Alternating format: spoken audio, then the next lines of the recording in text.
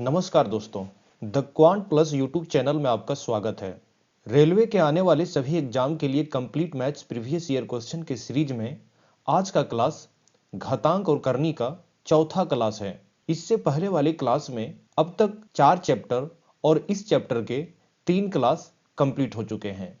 अगर आप पिछले वाले क्लास का वीडियो देखना चाहते हैं तो इस वीडियो के डिस्क्रिप्शन में सभी का लिंक आपको मिल जाएगा, वहां से आप इन्हें देख सकते हैं। तो चलिए आज का क्लास शुरू करते हैं।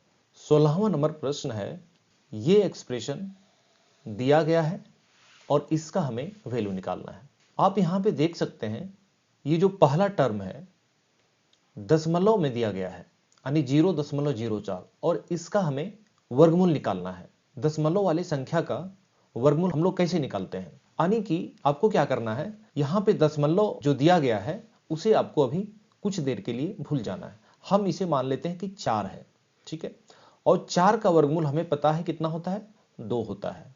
और अब क्या करना है, यहां पे दशमलव के बाद 2 अंक है तो उसके आधा अंक यहां पे दशमलव के बाद होना चाहिए, यानी कि आपको यहां पे दशमलव के बाद कितना अंक बनाना होगा, 1 अंक बनाना होगा। यहां पे 2 अंक है तो यहां पे 1 अंक हो जाएगा, यानी कि 2 के आगे हम क्या करेंगे, 1 दशमलव लगा देंगे, यानी ये कितना हो जाएगा, 0.2। तो 0.04 का वर्गमूल कितना हो जाएगा, 0.2, ठीक है।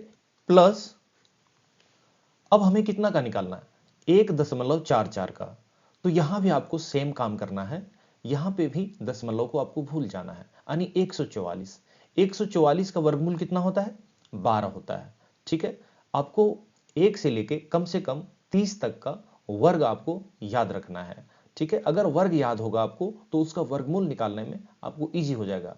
यानी कि यहां पे आप देख सकते हैं 1.44 है, अगर इसे हम 144 समझते हैं तो 144 किसका वर्ग है, तो ये 12 का वर्ग है। इसका मतलब 144 का वर्गमूल कितना होगा, 12 होगा। तो अगर ये आपको याद होगा तो एग्जाम में आपका समय बचेगा, ठीक है। तो 144 का वर्गमूल कितना होता है, 12 होता है, ठीक है। तो यहां पे हम 12 लिखेंगे। अब हमको डिसाइड करना है कि दशमलव के बाद यहां पे कितना अंक होना चाहिए। तो यहां पे 2 है तो उसके आधा होना चाहिए इसके वर्गमूल में, ठीक है। 2 है तो यहां पे आधा होना चाहिए, तो यहां पे हम क्या करेंगे, यानी पीछे से स्टार्ट करेंगे और 1 अंक, यहां पे 2 अंक है तो यहां पे 1 अंक के पहले यहां पे हम दशमलव लगा देंगे, ठीक है। उसके बाद प्लस है, ठीक है। उसके बाद यहां पे कितना है, 1.69 है, ठीक है। तो इसमें क्या करेंगे, फिर सेम काम करेंगे। कुछ देर के लिए आपको दशमलव को भूल जाना है, यानी कि इसे कितना समझना है, 169, ठीक है। तो 169 किसका वर्ग है, 13 का वर्ग है ना। तो यानी कि इसका वर्गमूल जो आएगा 13 आएगा, लेकिन यहां पे दशमलव के बाद 2 अंक है तो जो वर्गमूल आया है उसमें दशमलव के बाद 1 अंक होना चाहिए। तो हम इसे उसी तरह का हम बना देंगे, यानी कि दशमलव के बाद 1 अंक वाला बना देंगे इसे। प्लस अब यहां पे कितना है, 0.009, तो आपको दशमलव को भूल जाना है। अगर दशमलव को हम भूलते हैं तो ये संख्या आपका कितना है, 9 है, और 9 का वर्गमूल आपको पता है कितना होता है, 3 होता है। अब आपको डिसाइड करना है ये दशमलव के बाद यहां पे कितना अंक होना चाहिए। तो यहां पे दशमलव के बाद 4 अंक है तो इसके आधा होगा इसके वर्गमूल में, यानी कि यहां पे 2 अंक होना चाहिए। तो हम क्या करेंगे, इसके आगे एक 0 लिखेंगे और एक दशमलव डाल देंगे, तो ये दशमलव के बाद 2 अंक बन गया। तो इस तरह से आपको करना है, ठीक है। अब इसको हम जोड़ेंगे तो ये कितना आ जाएगा, दशमलव वाले संख्या को किस तरह से जोड़ते हैं, यहां पे दशमलव के बाद 1 अंक है, यहां भी 1 है, यहां भी 1 है, लेकिन यहां पे 2 अंक है।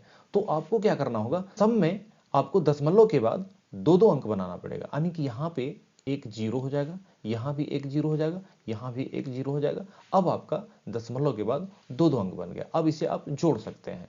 तो आपको कैसे जोड़ना है, 3 और 0, 3 फिर 0 है, 3 है और फिर 0 है, यानी कि लास्ट में कितना आएगा, 3 आएगा, यानी कि यहां पे ऑप्शन आपका बी आपका खत्म हो गया, ठीक है। अब अगला डिजिट निकालते हैं। तो यहां पे 0 है, 0 और 3 3, 3 और 2 5, 5 और 2 7, यानी दूसरा जो अंक आएगा आपका कितना आएगा, 7 आएगा। अब आप ऑप्शन में देख सकते हैं लास्ट के 2 डिजिट किसमें आपका 73 है। तो आप देख सकते हैं एक ही ऑप्शन में आपका इस तरह का है, तो डी इस प्रश्न का उत्तर हो जाएगा। ठीक है, तो आपको एग्जाम में इसी तरह से करना, आपको इसको पूरा सॉल्व करने की जरूरत नहीं है।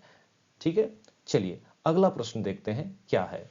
17 नंबर प्रश्न है, निम्न व्यंजक को सरल कीजिए।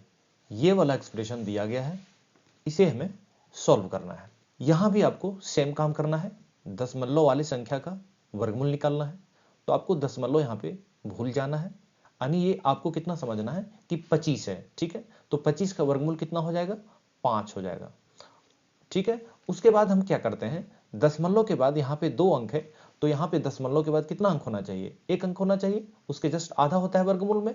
तो हम क्या करेंगे, इसको दशमलव के बाद 1 अंक वाले संख्या बना देगा, यानी कि 0.5 हो जाएगा। ठीक है, प्लस अब यहाँ पे 2 है, तो यहाँ पे हम 2 लिखेंगे। ठीक है, 2 के बाद यहाँ पे कितना है, गुना होता है, तो यहाँ पे हम गुना, गुना आपका दिया नहीं होता है, लेकिन आपको यहाँ पे गुना समझना है कि गुना है यहाँ पे। ठीक है, अब क्या है, 0.0049 का वर्गमूल निकालना है।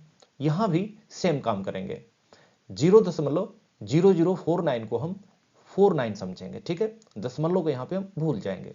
तो 49 का वर्गमूल कितना होता है, 7 होता है।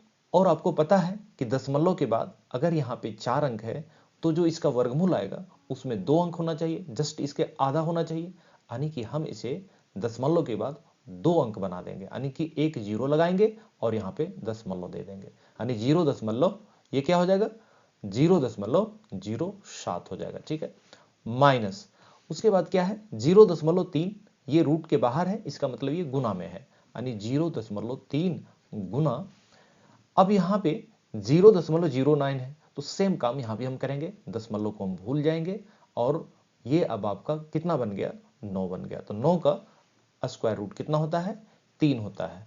अब हम यहाँ पे देखेंगे, दशमलव के बाद 2 अंक है, तो जो हमारा वर्गमूल आएगा उसमें 1 अंक होना चाहिए, तो हम इसे 1 अंक वाला बना देंगे, यानी कि 3 के आगे हम 1 दशमलव लगाएंगे, तो ये अब बन जाएगा आपका 0.3 हो जाएगा। ठीक है, अब आपको इसे सॉल्व करना है। ठीक है, अब सॉल्व करते समय यहाँ पे आपको बोर्ड मास का रूल यूज करना होगा। तो सबसे पहले हम यहाँ पे कौन सा एक्सप्रेशन को हल करेंगे, ये गुना को पहले करेंगे। ठीक है, क्योंकि बोर्ड मास में मल्टीप्लिकेशन पहले होता है। तो जब इसे हम गुना करेंगे तो ये कितना हो जाएगा, 0.09 हो जाएगा। ठीक है, गुना करने आपको आ रहा होगा, 0.3 गुने 0.3 को गुना करेंगे, तो यहाँ पे दशमलव के बाद 1 अंक है और यहाँ भी दशमलव के बाद 1 अंक है, तो जब इसका जो गुना करने के बाद जो आता है उसमें 2 अंक होना चाहिए। ठीक है, तो ये 0.09 हो जाएगा। ठीक है, अब इसे हम गुना करेंगे तो 7 दूना 14। ठीक है, और दशमलव के बाद कितना अंक होना चाहिए, यहाँ पे आप इस पूरे एक्सप्रेशन में दशमलव के बाद कितना अंक है, 2 अंक है, तो जो गुना के बाद जो मेरा आएगा इसमें भी 2 अंक होना चाहिए, तो यहाँ पे एक हम दशमलव लगा देंगे, यानी कि 0.14 हो जाएगा। और यहाँ पे आपका 0.5 है। ठीक है, 0.5 प्लस यहाँ पे माइनस है, और अब इसे हम सॉल्व करेंगे। अब आपको पता है दशमलव वाली संख्या को अगर जोड़ना है या घटाना है, तो दशमलव के बाद उसमें सेम अंक हो तब आपको जोड़ना या घटाना आसान होता है। तो यहाँ पे 2 अंक है, यहाँ भी 2 अंक है, तो इसको भी हम 2 अंक वाला बना देंगे। अब आगे इसे हम सॉल्व करेंगे तो ये क्या होगा, दशमलव के बाद 50 है और दशमलव के बाद 14 है, तो ये कितना हो जाएगा, 64 हो जाएगा, है ना। दशमलव के बाद ये 64 हो जाएगा, माइनस 0.09 हो जाएगा, इक्वल टू, यानी 64 में 9 माइनस करेंगे तो ये कितना आ जाएगा, 55 हो जाएगा, है ना। और यहाँ पे दशमलव लगाएंगे, क्योंकि दोनों संख्या में दशमलव के बाद 2 अंक है, तो रिजल्ट में भी हमारा 2 अंक होना चाहिए। तो इस प्रश्न का आंसर कितना हो जाएगा, 0.55, यानी कि ऑप्शन सी इस प्रश्न का उत्तर हो जाएगा। चलिए अगला प्रश्न देखते हैं क्या है। प्रश्न है, निम्न को हल कीजिए। ठीक है, ये वाला एक्सप्रेशन दिया गया है, इसे हमें सॉल्व करना है। तो पहला जो टर्म है इसे सबसे पहले हम देखते हैं। तो यहाँ पे ये कितना है, 3 है, तो हम 3 लिख लेते हैं, बटा में यहाँ पे अंडर रूट 0.0009 है। ठीक है, तो यहाँ पे भी आपको सेम काम करना है, दशमलव वाले संख्या का वर्गमूल निकालना है। तो हम दशमलव को यहाँ पे भूल के जो संख्या है उसका वर्गमूल निकालते हैं। अगर दशमलव यहाँ से हम हटाते हैं तो ये कितना बन जाएगा, आपका 9 हो जाएगा। तो 9 का वर्गमूल कितना होता है, 3 होता है। अब हमें डिसाइड करना है दशमलव के बाद कितना अंक होना चाहिए। तो दशमलव के बाद यहाँ पे 4 अंक है, तो वर्गमूल में क्या होता है, जस्ट उसके आधा हो जाता है, यानी कि यहाँ पे दशमलव के बाद 2 अंक होना चाहिए, तो हम इसे दशमलव के बाद 2 अंक वाला संख्या बना लेंगे। ठीक है, प्लस है। ठीक है, उसके बाद यहाँ पे कितना है, 4/√0.0016, तो हम 4 को यहाँ पे सेम 4 लिख लेंगे, बटा में अब इसका हम वर्गमूल निकालेंगे, तो यहाँ भी सेम काम करेंगे, दशमलव को आपको हटाना है, हटाने के बाद ये आपका 16 बन गया। 16 का वर्गमूल कितना होता है, 4 होता है, लेकिन दशमलव के बाद यहाँ पे 4 अंक था, तो यहाँ पे हमारा दशमलव के बाद 2 अंक होना चाहिए, यानी एक 0 और लगाएंगे और दशमलव लगाएंगे, तो ये दशमलव के बाद 2 अंक बन गया मेरा। अब इसे हम आगे सॉल्व करेंगे तो क्या हो जाएगा, ये 3 बटा, अब यहाँ पे दशमलव हमें हटाएंगे, तो आपको पता होगा दशमलव हटाने के बाद क्या होता है, जस्ट इसके ऊपर में 2 0 आ जाएगा। ठीक है, यहाँ पे दशमलव के बाद 2 अंक है, तो 2 0 इसके ऊपर में आ जाएगा, यानी यहाँ पे 2 0 हो जाएगा, और ये कितना हो जाएगा, अब 3 हो जाएगा, प्लस यहाँ पे 4 होगा, यहाँ भी नीचे में दशमलव के बाद 2 अंक है, दशमलव हटाएंगे तो यहाँ पे ऊपर में 2 0 आ जाएगा, और ये दशमलव हटाने के बाद अब ये आपका 4 बन गया। और जब इसे हम सॉल्व करेंगे तो ये देखिए आपका एक बार में आपका 3 से कट जाएगा, यानी कि 100 हो जाएगा, और ये 4 से डिवाइड करेंगे तो एक बार में 4 कट जाएगा और 2 0 हो जाएगा, यानी कि 200 इस प्रश्न का उत्तर हो जाएगा, यानी कि ऑप्शन बी इस प्रश्न का उत्तर होगा। ठीक है, चलिए अगला प्रश्न देखते हैं क्या है। 19 नंबर प्रश्न है, ये एक्सप्रेशन दिया गया है, इसका वैल्यू हमें निकालना है। तो सबसे पहले यहाँ पे क्या है, 5√12। आपको पता होगा अगर यहाँ पे 5√12 है तो यहाँ पे ये गुना है, ठीक है ना, गुना छिपा हुआ होता है, आपको यहाँ पे गुना समझना है। ठीक है, तो ये कितना हो जाएगा, जब इसे हम सॉल्व करेंगे तो ये कितना हो जाएगा, 5 गुना, अब आपको यहाँ पे क्या करना है, 12 का गुणनखंड करना है, तो 12 का गुणनखंड करेंगे तो ये कितना हो जाएगा, 12 का 4 तिया 12। ठीक है, यहाँ पे क्या लिखेंगे, इसको 4 गुने 3 लिखेंगे, 4 तिया 12, और जब यहाँ पे 4 का वर्गमूल निकालेंगे तो ये कितना हो जाएगा, 2 हो जाएगा, यानी 2 बाहर आ जाएगा, यानी कि अब ये कितना हो जाएगा, 10√3 हो जाएगा। तो इसी तरह से आपको सारे संख्या को उसी तरह से करना है। ठीक है, यानी कि 5√12 को हम क्या लिखेंगे, 10√3 लिखेंगे, प्लस अब 6√27 है, तो ये कितना हो जाएगा, यानी कि 6 गुने √27, और √27 को आपको पता है 6 गुने ये क्या लिख सकते हैं, 9 तिया 27, और 3 का वर्गमूल आपको पता है कितना हो जाएगा, 3 होगा, और ये 6 पहले से है, यानी 6 तिया 18, और अंडर रूट कितना हो जाएगा, 3 हो जाएगा, क्योंकि 3 का वर्गमूल नहीं निकला तो 3 अंदर में ही है। ठीक है, तो ये 6 तिया 18√3 हो जाएगा। ठीक है, यहाँ पे 18√3 हो गया, उसके बाद यहाँ पे माइनस होगा, और अब आगे क्या है, 4√75 है, तो 4√75 को हम क्या लिख सकते हैं, 4√75 को हम क्या लिख सकते हैं, 4√25 गुने 3, और 25 का वर्गमूल आपको पता है 5 होता है, यानी कि 5 चौक कितना हो जाएगा, ये यहाँ पे 4 पहले से है, और यहाँ पे अंडर√3 हो जाएगा, यानी 5 चौक 20√3 हो जाएगा यहाँ पे। ठीक है, 20√3 हो जाएगा, और प्लस 192 है। ठीक है, अब 192 का आपको वर्गमूल निकालना है, तो 192 का वर्गमूल यहाँ पे क्या करना पड़ेगा, इसका गुणनखंड करना पड़ेगा, तो गुणनखंड यहाँ पे हम कैसे करते हैं, 192 है, इसको हमको भाग देना है। तो आपको बताए थे, आपको जब भी अगर वर्गमूल निकालना है, वर्गमूल के लिए गुणनखंड करना है, तो जब भी आप भाग दीजिए तो कोशिश कीजिए 4 से दीजिए, 9 से दे सकते हैं, 25 से दे सकते हैं। तो आपको यहाँ पे देखना है 4 से ये लगेगा कि नहीं, तो 4 से भाग लगने के लिए आपको चेक करना है लास्ट के 2 डिजिट, तो यहाँ पे 92 है, तो 4 दूना 8 और 4 तिया 12, देखिए कट जा रहा है, तो हम 4 से भाग देंगे, तो 4 चक 16 और 4 अट्ठे 32, फिर 4 से हम भाग देंगे, ये कितना हो जाएगा, 4 एका 4 और 4 दूना 8, और ये 4 से फिर से देंगे तो 4 तिया 12 हो जाएगा। ठीक है, इसका मतलब क्या है कि इसको 192 को हम क्या लिख सकते हैं, 192 को हम क्या लिख सकते हैं, 4 गुने 4 गुने 4 और गुने 3। अब आपको पता है इसका वर्गमूल कितना होता है, 2, इसका वर्गमूल कितना होता है, 2, इसका वर्गमूल कितना होता है, 2, और यहाँ पे 3 का वर्गमूल नहीं निकला तो ये अंदर ही रह जाएगा, तो ये कितना हो जाएगा, 2 दूना 4 दूना 8 हो जाएगा, यानी कि यहाँ पे 8√3 हो जाएगा। अब इसको हम सॉल्व करेंगे तो आपको पता है प्लस वाले को पहले हमको जोड़ लेना है, उसके बाद माइनस वाले को घटा देंगे, तो 10 और 18 कितना हो गया 28, 28 और 8 कितना हो गया 36, और 36 में अगर 20 हम माइनस करेंगे तो ये कितना हो जाएगा 16, यानी कि 16√3 इस प्रश्न का आंसर हो जाएगा, यानी कि इस प्रश्न का उत्तर क्या हो जाएगा, ऑप्शन ए हो जाएगा। ठीक है, चलिए अगला प्रश्न देखते हैं क्या है। प्रश्न है, यदि √75 प्लस √363 बराबर √n है तो n का मान क्या होगा, n का वैल्यू हमें निकालना है।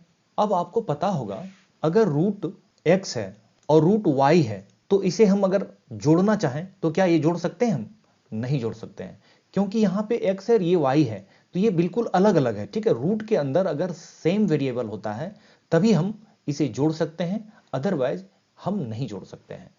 ठीक है, अगर इसी तरह से रहे ये √x प्लस √x तो अब हम इसे जोड़ सकते हैं, ये कितना हो जाएगा 2√x हो जाएगा। इसी तरह हम अगर 3√x है प्लस 5√x है तो क्या इसे हम जोड़ सकते हैं, हाँ जोड़ सकते हैं, क्योंकि यहाँ पे वेरिएबल और ये वेरिएबल सेम है। ठीक है, तो 3√x प्लस 5√x कितना हो जाएगा 8√x हो जाएगा। ठीक है, इसी तरह अगर 3√y हो और प्लस 5√x हो तो इसे आप जोड़ सकते हैं क्या, नहीं जोड़ सकते हैं, ये आपका नहीं जुटेगा, मतलब बिल्कुल ये इतना ही रहेगा, इससे आगे आपका नहीं बढ़ेगा। ठीक है, तो ये कॉन्सेप्ट को हमें यहाँ पे यूज करना है और इसे हमें सॉल्व करना है, तो ये वाला कॉन्सेप्ट आपको ध्यान में रखना है। ठीक है, अब इसे हम यहां से हटा देते हैं। ठीक है, अब आपको यहां पे क्या करना है, जैसे कितना है √75 है, ठीक है, प्लस √363 है, इसे आपको जोड़ना है। तो जोड़ नहीं सकते हैं क्योंकि रूट के अंदर यहाँ 75 है और यहाँ पे 363 है। हम इसका क्या करेंगे, वर्गमूल निकालेंगे। वर्गमूल निकालेंगे तो ये कितना हो जाएगा 75 है, 75 का गुणनखंड करेंगे तो आपको मैं बता चुका हूं, जब भी गुणनखंड आप कीजिए वर्गमूल के लिए तो आप कोशिश कीजिए 4, 9, 25 में इसे तोड़ने का। 25 के टर्म में इसे तोड़ते हैं तो ये कितना हो जाएगा 25 गुने 3, और 25 का वर्गमूल कितना हो जाएगा 5, और 3 आपका अंदर में ही रह जाएगा। ठीक है, तो आपको एग्जाम में भी इसी तरह से करना है। ठीक है, बिना आपको लिखे आपको लिख लेना है। प्लस अब आपको 363 का वर्गमूल निकालना है। आप देख सकते हैं 363 जो है 121 गुने 3 है, तो 121 का वर्गमूल कितना होता है 11, और यहां पे 3 का वर्गमूल नहीं निकल सकता है तो ये √3 ही हो जाएगा। तो एग्जाम में आपको इसी तरह से करना है। अगर आपको ये समझ में नहीं आया तो आप इसे इस तरह से कर सकते हैं, जैसे 363 है तो 363 का आप गुणनखंड देंगे तो कितना से दे सकते हैं, मैं बताया था 4 से 2 या 9 से 2 या फिर 25 से 2, तो उससे आप इसे दे नहीं सकते हैं। तो नॉर्मल जो गुणनखंड का जो मेथड है वो आपको यहां पे करना है, तो आप इसे 3 से दे सकते हैं। 3 एका 3, 3 दूना 6, 3 एका 3। अब आप देख सकते हैं यानी कि 363 का अगर गुणनखंड आप किए तो 3 गुने 121 लिख सकते हैं, तो आपको यहीं पे रुक जाना है। क्यों, आप यहां से आगे भी बढ़ सकते हैं, आपका आंसर सेम आएगा, लेकिन आपको वहां पे समय बचाना है। तो ये 3 गुने 121 पे आपको रुक जाना है, और 121 का आपको पता है वर्गमूल आप इजीली निकाल सकते हैं। तो 121 का वर्गमूल कितना होगा 11, और 3 का वर्गमूल निकलेगा नहीं तो वो अंदर में ही रह जाएगा। तो आपको एग्जाम में इसी तरह से समय बचाना है। ठीक है, अब इसको आगे हम सॉल्व करेंगे तो ये कितना आ जाएगा 11 और 5 16√3 है। अब ये कितना के बराबर है √n के बराबर है, तो हम यहां पे इसे √n के बराबर कर देंगे। ठीक है, 16√3 हो जाएगा। अब हमें n बराबर निकालना है, तो हम कैसे निकालते हैं, अब हमें यहां से n बराबर निकालना है। आपको पता होगा √x इक्वल टू अगर कोई वैल्यू दिया है a, ठीक है, और हमें x बराबर निकालना है तो ये कितना हो जाता है स्क्वायर में हो जाता है। ठीक है, क्यों होता है, क्योंकि √x बराबर जो होता है x पे पावर कितना होता है 1/2 होता है ना। और जब हम इस पे पूरा स्क्वायर करते हैं तो आप देख सकते हैं ये क्या हो जाएगा x पे पावर 1/2 और गुने में 2 हो जाएगा। ठीक है, और ये आपको कट जाएगा, यहाँ पे कितना आ जाएगा x आ जाएगा, यानी कि x ही मुझे निकालना था। यानी कि क्या करने पे ये x आया, यानी कि इस पे स्क्वायर करने पे x आया, इसलिए यहाँ पे जो भी वैल्यू होता है उसको अगर स्क्वायर कर देंगे तो यहाँ से आपका रूट हट जाता है। ठीक है, ये कैसे आया है पिछले वाले प्रश्न में मैं बता चुका हूँ। ठीक है, अगर आप पिछले वाले वीडियो नहीं देखे हैं तो आप उसे जाके देख लें। ठीक है, इसका मतलब क्या हुआ, अगर हम n बराबर यहां पे निकालना चाहें तो n बराबर क्या हो जाएगा, यानी कि इसका टोटल का स्क्वायर हो जाएगा, यानी कि ये कितना हो जाएगा 16 गुना 16 और ये गुना कितना हो जाएगा, √3 गुना √3। और आपको पता है √3 गुने √3 करने पे क्या आ जाएगा, 3 होगा। ठीक है, यहाँ पे अगर √x है और गुने √x है, इसको अगर गुना करेंगे तो ये क्या हो जाएगा, x हो जाएगा। क्यों हो जाएगा, क्योंकि x पे पावर 1/2 है और गुना x पे पावर 1/2 है। ठीक है, जब इसे हम सॉल्व करेंगे आपको पता होगा अगर बेस सेम हो तो क्या होता है, पावर को जोड़ दिया जाता है। ठीक है, तो यहां पे हम अगर पावर को जोड़ते हैं तो ये कितना, आधा है प्लस ये आधा है, यानी कि 1 हो जाएगा, यानी कि ये कितना हो गया, x हो गया, है ना। तो इसलिए √x गुने √x है तो वो x हो जाता है, यानी कि रूट हट जाता है। ठीक है, तो ये कितना हो जाएगा, यानी 16 को 16 से गुना करेंगे तो 16 का स्क्वायर आपको पता होगा कितना होता है, 256। ठीक है, और गुना ये 3 हो जाएगा। अब इसे हम सॉल्व करेंगे तो 6 तिया 18 के 8, बाकी इसमें 1 और 5 तिया 15 और 1 16, 16 के 6 और बाकी हाथ में 1 है, 3 दूना 6 और 1 कितना हो जाएगा, 7। तो 768 इस प्रश्न का आंसर हो जाएगा। ठीक है, सी ऑप्शन इस प्रश्न का उत्तर हो जाएगा। इस वीडियो को देखने के लिए आपका बहुत बहुत धन्यवाद। अगर यह वीडियो आपको अच्छा लगा हो तो कृपया इस वीडियो को लाइक, कमेंट और शेयर जरूर करें। अगर आप इस चैनल पर नए हैं तो द क्वांट प्लस चैनल को सब्सक्राइब कर बेल आइकन को जरूर दबाएं ताकि आने वाले सभी वीडियो का नोटिफिकेशन आपको मिलता रहे।